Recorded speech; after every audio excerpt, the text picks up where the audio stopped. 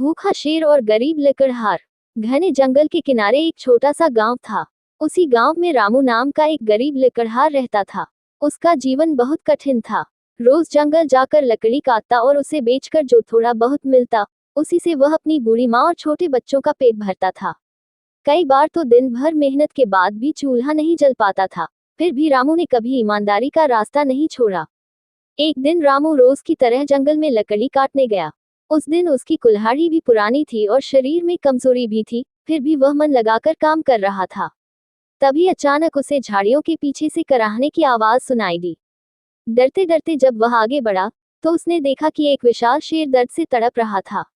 उसके पैर में कांटा गहराई तक चुभा हुआ था और वह कई दिनों से भूखा भी था। रामू डर गया। उसका दिल जोर जोर से धड़कने लगा। वह चाहता तो वहां से भाग सकता था, लेकिन शेर की हालत देखकर उसके मन में दया आ गई। उसने सोचा, ये भी तो भगवान की बनाई हुई जीव है, दर्द तो इसे भी होता होगा। डर को मन में दबाकर वह धीरे धीरे शेर के पास गया। शेर की आंखों में भूख, दर्द और लाचारी साफ दिखाई दे रही थी। रामू ने कांपते हाथों से शेर के पैर से कांटा निकाला। शेर ने उसे नुकसान नहीं पहुंचाया, बल्कि उसकी आंखों से जैसे कृतज्ञता झलक रही थी।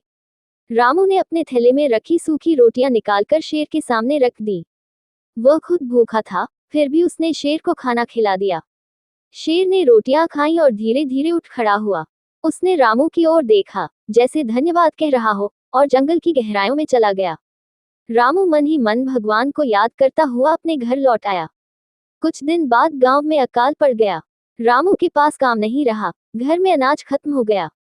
एक दिन वह दुखी मन से जंगल के रास्ते बैठा रो रहा था। तभी अचानक वही शेर वहां आ गया। रामू डर गया, लेकिन शेर शांत था। उसके मुंह में एक थैली थी, जिसे उसने रामू के पास रख दिया। थैली खोलकर रामू की आंखें भर आईं। उसमें सोने के सिक्के थे। शेर ने जैसे इशारे से कहा कि यह उसकी दया और मदद का बदला है। रामू ने सिर झुकाकर भगवान का धन्यवाद किया। आपको कहानी अच्छी लगी करके मेरे चैनल हिंदी कहानी की दुनिया को जरूर सब्सक्राइब करें और इस कहानी को लाइक करें। आगे की कहानी देखें।